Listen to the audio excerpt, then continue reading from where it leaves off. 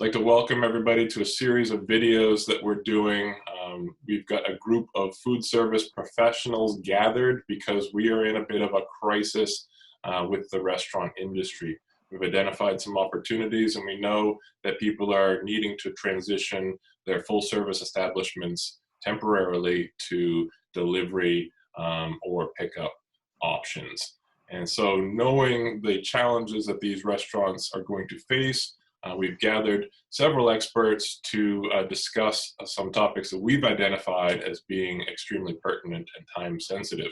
So I'm going to go around and have you introduce yourselves. I'll go first. My name is Luke, and I've been in the marketing brand building side of the industry for quite some time, and hope to bring value on the social side so that operators can get their message and their offerings out to the audience.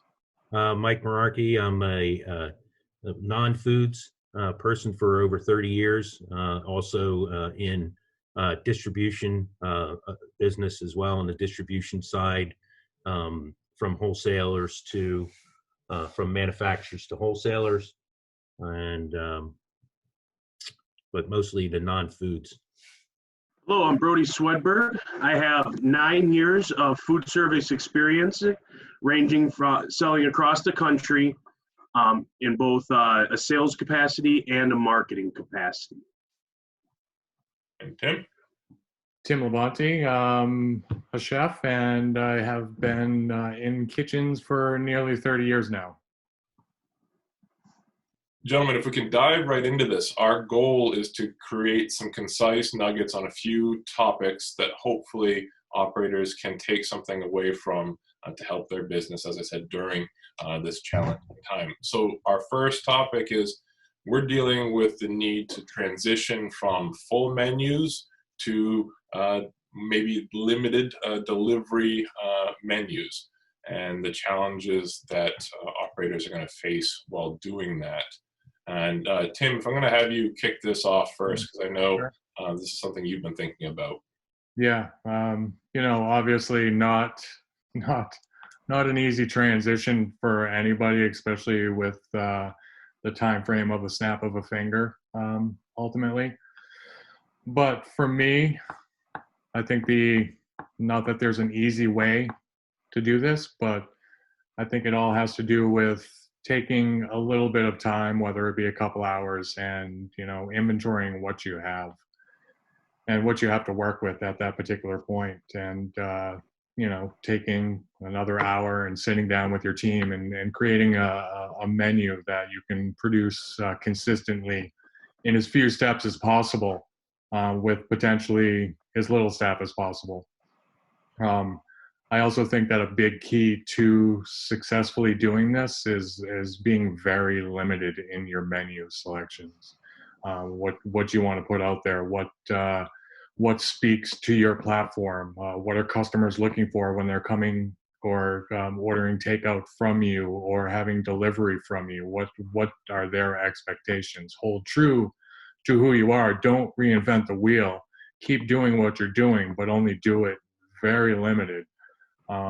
Because ultimately some places you'll see 20, 30 menu items, and just to go into it with the mindset that you want to produce all those items for your takeout, grab and goes, or whatever it may be, is just, it might be too much to take on at this point. So do your inventory, make your menus, and then just put it into motion at that point.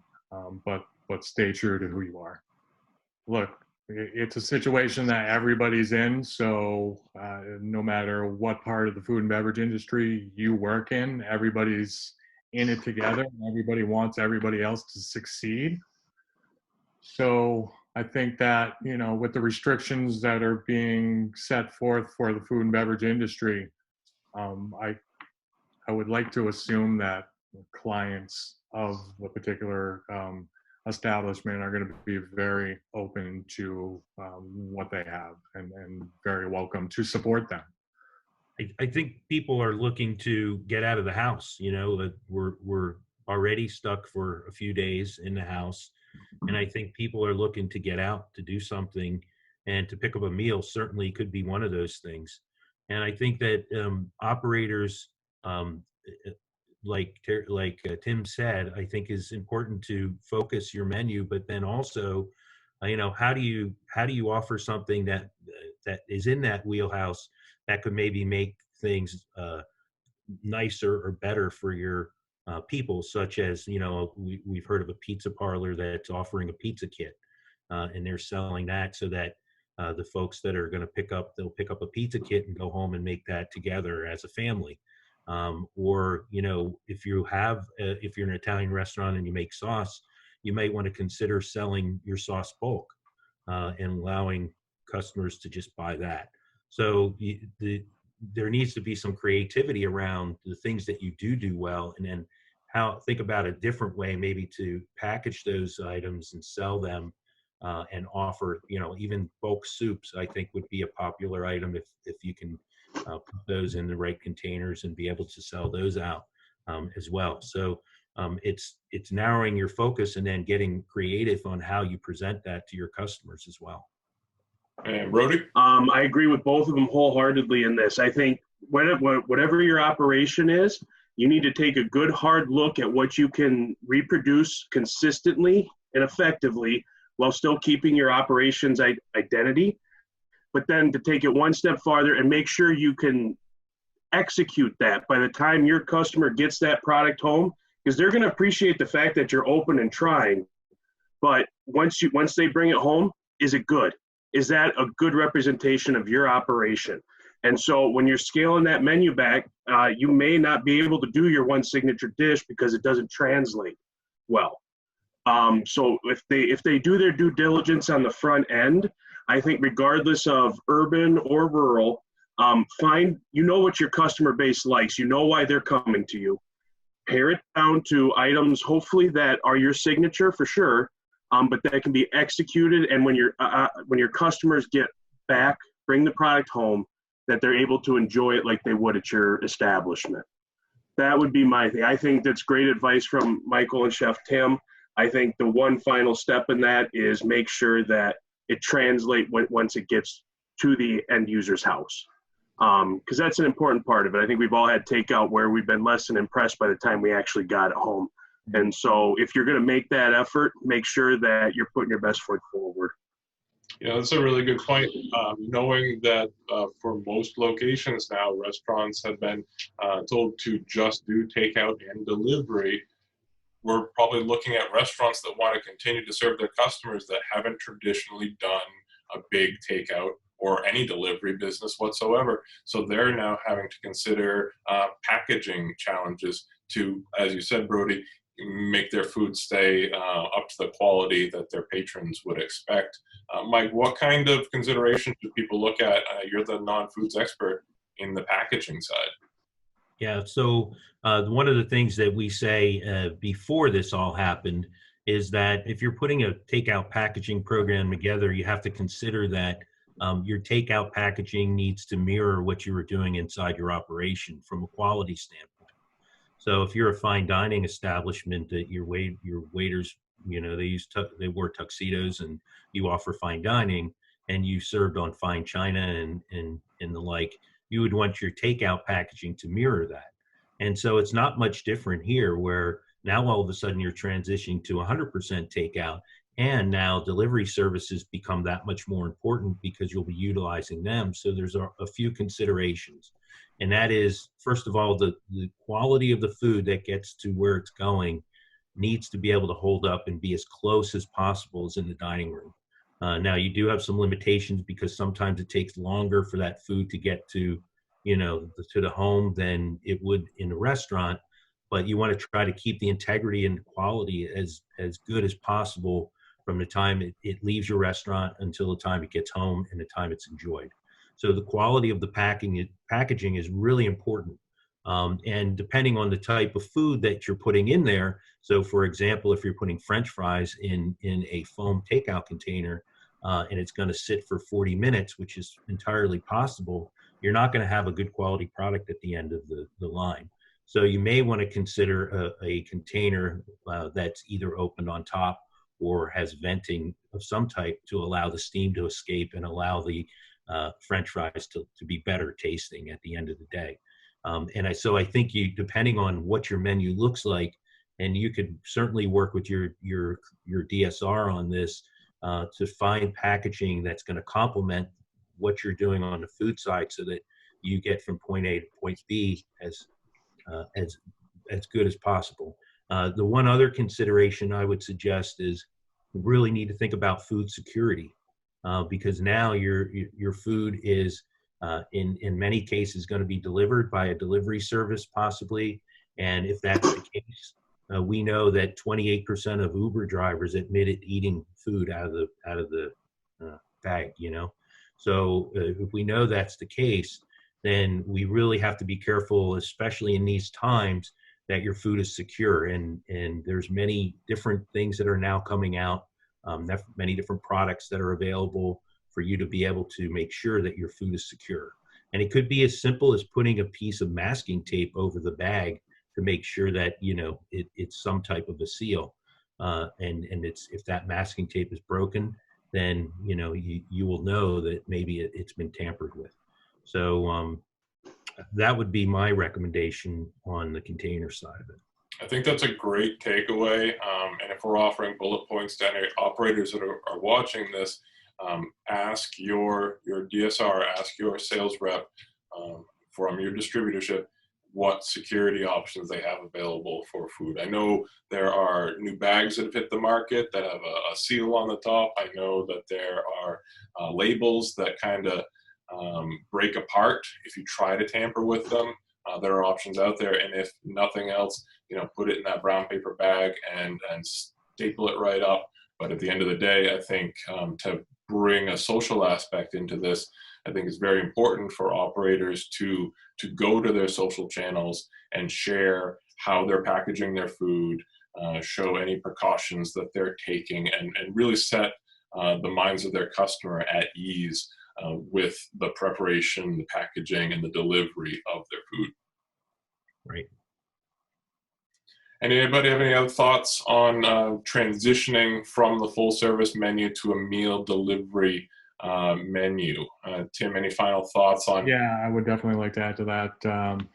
I personally believe that the price points that you offer your food at are going to make a big selling point as well. I mean, for me, when I go out for dinner, which is not very often, like when it's a nice dinner on a Saturday night with my wife, we have no problem spending $120 on dinner for two, where we're just like having multiple courses, where I just really think that as we're in a really strict plan B, I don't know if you, no matter what level you're at, are going to be able to ask for those same price points. So I think just be diligent and be cautious with your pricing, and that translates to when you're preparing your menu for this grab and go and delivery service as well. Just be very cognizant of the price points, because I think that'll make a big difference. And that kind of translates into your packaging as well. I mean, if you're getting like really high-end packaging, that's great. Your food deserves it if you feel that way. But that's going to translate into the price that you're going to have to charge your customers as well. And I hate to say this is an opportunity, but it's an opportunity. This right now is an opportunity in the stage that we're in for them to have repeat customers, because a lot of people aren't going to have huge stockpiles of food in their freezers. Some will. Some are going out there and buying 12 gallons of milk, but others won't. So they might be using these services a little more frequently than they would be dining out. So to keep that in mind as well, I think might be a good point. It's really becoming a matter of trust. In if you can trust that the location you're getting your food from, in the operation is, first of all, maintaining sanitation properly, and as well as taking steps to make sure that they're not contributing to the spread of the virus. If you can gain their trust in that, and you can gain their trust in the fact that the food is delicious, Tim is absolutely right. You'll gain customer loyalty. I think there's an opportunity there with both. I think as if food service operators are being honest about the cost of packaging, especially if they don't traditionally do a delivery or takeout business, I think customers will be okay with that. If you put, a $3, packaging charge on there, and you just tell people, hey, this is what it's going to cost to get you our quality food in the way that you want to eat it. I think they'll be okay with that. What do you think? I would agree 100%. And I think it's, we see that all around is transparency. People want transparency in their food. You had a great point where, I believe Mike did, trustworthiness of the establishment. I'm going to go where I know the kitchen's clean, the food is consistently good. We've got a few restaurants like that around where I live. I would have no problem if they did the takeout part of it correctly, ordering that, and then understanding the pricing aspect of it. There's a convenience tax on this stuff, and I think everybody who's going to be ordering out and doing takeout is well aware of that. It's not business as usual right now, but the more transparent an establishment can be, from, hey, this is our clean kitchen, our staff is healthy, feels good. I think that kind of stuff, even if it feels a little bit like over communicating, is not necessarily a bad thing right now, especially with the regulars. It helps help people feel good. It's a weird time. So if you can help some of your customers feel good about the decision they've made to come buy your food, then I don't see anything wrong with that. Clarity in what you're doing is huge. There's an opportunity, I think, in using video now more than ever, to show people behind the curtain, to show them your operation. And you don't have to beat it over the head, but if they see you in your video putting on gloves or wearing gloves where you're packaging that food, that's going to be extra security in the back of their minds. And again, we don't have to beat it over the head that we're doing all these things. Not to say you're going to take a thermometer and check all your employees on Facebook Live.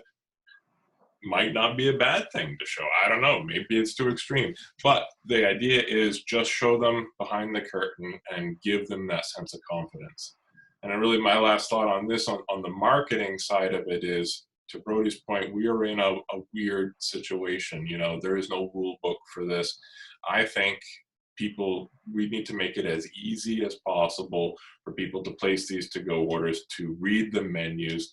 To Tim's point of simplifying your menu and really going to your strengths is key. And when you're looking at your pricing, maybe try to just round to the nearest dollar.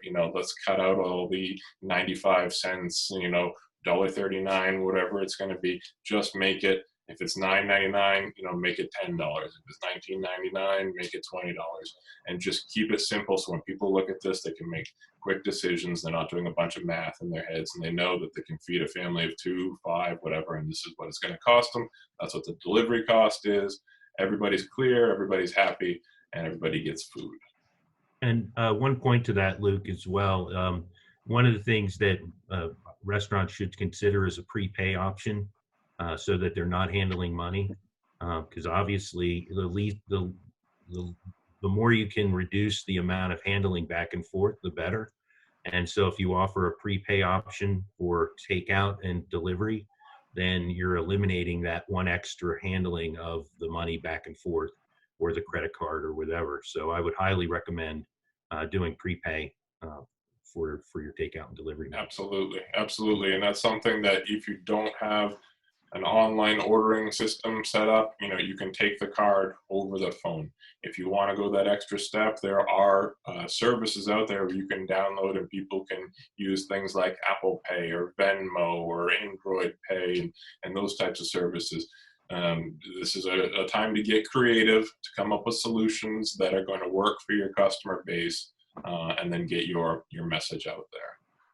I'm going to go ahead and move us on to the next topic now. Oh, go ahead, Brody. I did have one more point to that, just to kind of wrap it up. I think it's an important one.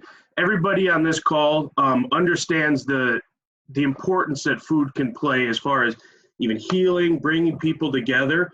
If an operation takes the time and does the takeout delivery process correctly, they have a wonderful opportunity to help people in their communities feel normal again, bring some normalcy to really kind of an odd situation, something that's unprecedented, and very few people have ever experienced anything like it.